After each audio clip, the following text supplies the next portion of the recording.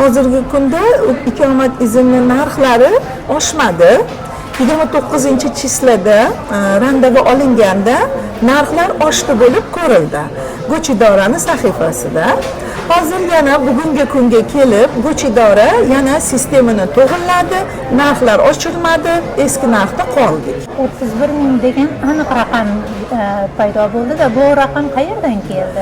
Bu raqam qayerdan keldi? 29-chislada bu oila o'tirma izni bo'lsin, turistik o'tirma iznlari bo'lsin, murojaat qilinganda Go'ch idorani randava olganimizda sistemdan kelib chiqdi.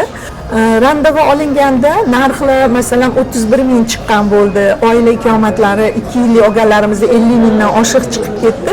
Vatandoshlar vahimaga tushib qolishdi. Bu pulni qanaqa qilib to'laymiz? Ortiq Turkiyada qolish naqamiz qolmadi, ketishimiz kerak bo'lyapti. O'zi olayotgan oyligimiz, ortib bitta o'tirma iznlarimizning narxi deyilgan vatandoshlarimizda tushunchalar bo'ldi. Vahimaga juda ham tushib qolishdi. Bu orada biz ham albatta bu ish ichida bo'lganimiz uchun biz ham ko'rdik bu narsa. Lekin sabr qilib bekladik, oxiri nima bo'lishi bilan, nima bilan tugashini. Bir oiladan 4 kishilar yashashadi. Albatta, mendagi vatandoshlarimiz, o'zimni tanigan o'rtoqlarim, yaqinlarimda ham bor, oilaviy kelib yashayotganlar bor.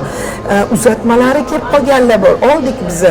2 kishini oldik, keyin to'xtatib turdik. Hozir ishonsangiz ofisda bir 40 kishini dosiyasi bor. Alloh nasib qilsa yana biz dushanbani ham esalama o'tkazib olib, seshanba, chorshanba kunlardan boshlaylik deyapmiz. Hozir yana eskiga dönük, mana birinchi 29-da bu xabar kelgan bo'lsa bizaga oshdi narxlar deyilib, biz buni kutganimizdan keyin mana 30-chisla kechqurun bu xabar keldiki, Go'ch idora yana o'zini sahifasini guncalladi. Yana eskiga randavalarimiz eski narx bilan bugungi kunda chiqib kelmoqda. Ortiq menimcha bunaqa vaziyatlarga tushmaymiz degan umiddaman hammamiz uchun. Kutishimiz kerak. Qonunan bir belgi kelmasdan turib, hamma narsani buyutib, kattalashtirib yormasligimiz kerak deb istab qolaman. Hamma vatandoshlarimizga sabr tilayman.